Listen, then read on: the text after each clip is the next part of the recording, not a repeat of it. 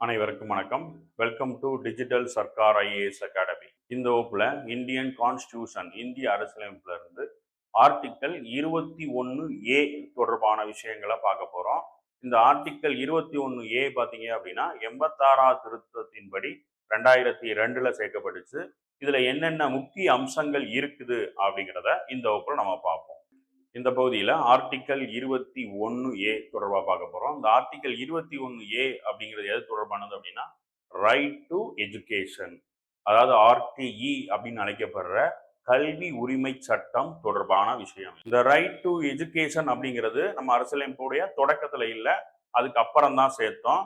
இது எப்போ சேர்க்கப்பட்டதுன்னு பார்த்தீங்க அப்படின்னா இன்சர்ட் எப்போ பண்ணுறாங்க அப்படின்னா 86th அமெண்ட்மெண்ட் 2002, அதாவது 86ஆம் திருத்தம் 2002க்கு அப்புறம் தான் பார்த்தீங்க அப்படின்னா ஆர்டிஇ ரைட் டு எஜுகேஷன் இந்திய அரசியலமைப்புல வந்து சேர்க்கப்பட்டுச்சு. நெக்ஸ்ட் பார்த்தீங்க அப்படின்னா எனாக்டட் பை, அது சேர்க்கப்பட்டாலும் இது எப்போ வந்து நம்ம எனாக்ட் பண்ணி ஏத்துக்கிறப்பட்டுச்சுன்னு பார்த்தீங்க அப்படின்னா 4th ஆகஸ்ட் 2009. 4th ஆகஸ்ட் 2009 தான் நம்ம அரசியலமைப்புல இந்த ஆர்டிஇ அப்படிங்கிறது ஏற்றுக்கொள்ளப்பட்டது.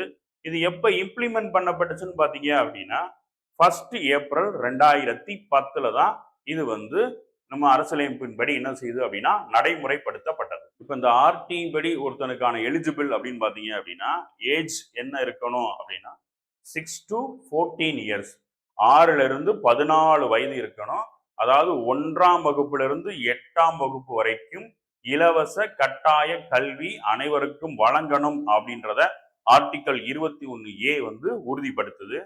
நெக்ஸ்ட் பாத்தீங்க அப்படின்னா இந்த ஆர்டியின் மூலம் எவ்வளவு ரிசர்வேஷன் இடஒதுக்கீடு வழங்கப்படுகிறது அப்படின்னா 25% வந்து இடஒதுக்கீடு வந்து வழங்கப்படுகிறது. திரும்ப ஒரு தடவை ரிவைஸ் பண்றேன்.